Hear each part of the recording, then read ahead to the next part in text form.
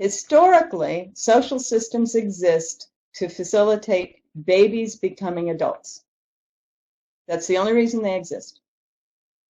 Not anymore. Humanity, as of our generation, no longer needs social systems just to get babies to become adults. We need social systems that support all of human development.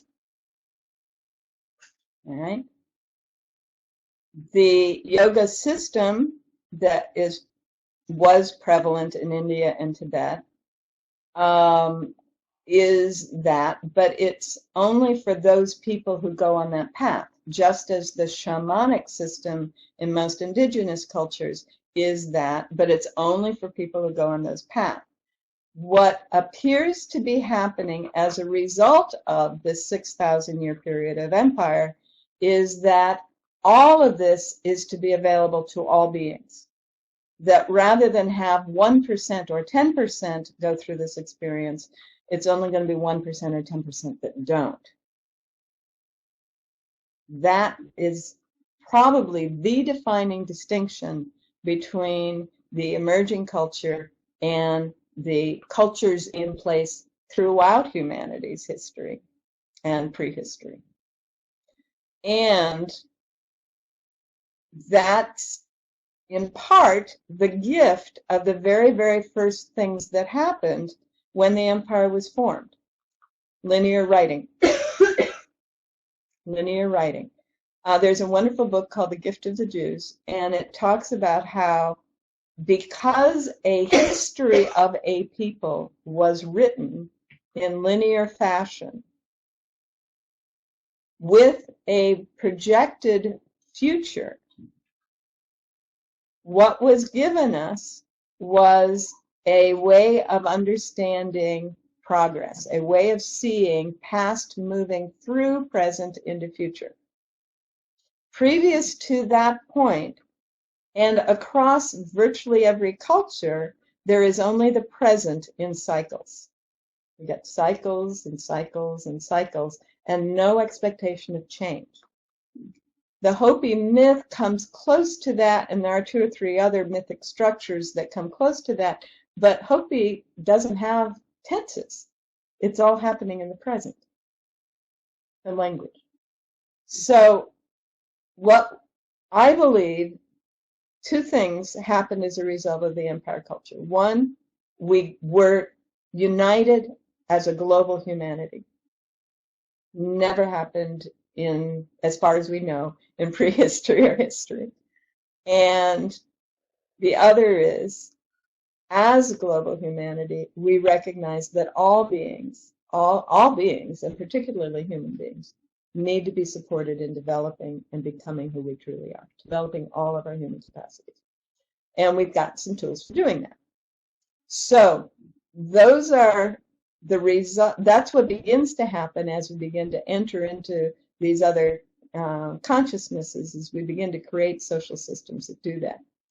I saw an interesting little piece of data float by yesterday.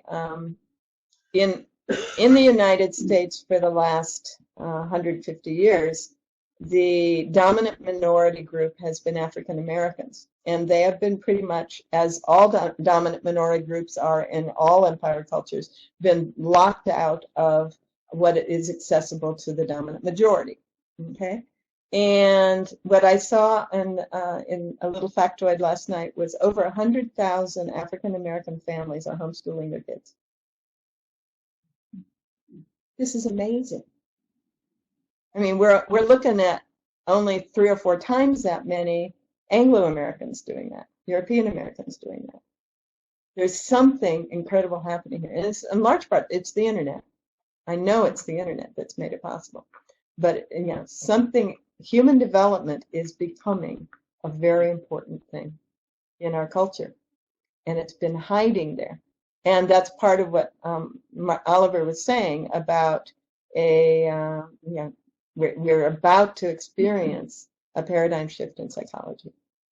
So individuals need to develop community. In community, we need to develop our ability to be in community And there is a lot of experimentation going on. The most advanced and best documented is in East Germany. They call themselves ZEG, which is the acronym for the German something about experimental community. I've forgotten what it is. ZEGG in East Germany. When the Berlin Wall came down, they immediately went in and took over an old army base and turned it into a very powerful experiment in what community can be. So that's probably the most advanced and the best documented. But we've been doing this now since the hippies, since the communes of the hippies. We've been trying to find out, what does it take? What does it take?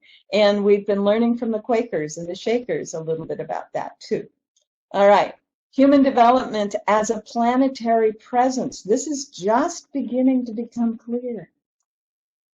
We need to develop as a presence on the planet. We need to think of the planet as, something other than what we have thought of. And as a spiritual unity, recognizing the incredible diversity within the unity. So these are the directions that social systems are beginning to move. Part of the reason so many people are very excited about Pope Francis is he recognizes all of this. He absolutely recognizes all of this. Part of the reason people are so appreciative of Jimmy Carter is he recognizes all of this, right? And so this is emerging. It is really emerging in the culture. So what that looks like, you may recall this graphic from when we talked about social systems, that they develop according to the function in the community and the values. So our social systems are evolving. They are being, they are changing because their function is different and our values are different. This wiggly line is the life path, the normal life path. We go from family into education and training. We go into some kind of ongoing support and development. We get involved with the elders usually as they support us. And then we end up back creating family, building family, and then we go on to a new level of all of that above until we are absolutely centered in spiritual power. This is the normal path of human development in a cultural system that permits it. And it looks like this. I'm going through this, and then I'm going through this, and then I'm going through this in order to have these experiences. In empire culture, as practiced in the United States and much of Europe, we get stuck somewhere in here. This is where we end up. And what is needed now is to recognize this for the individual much more so, and for the community.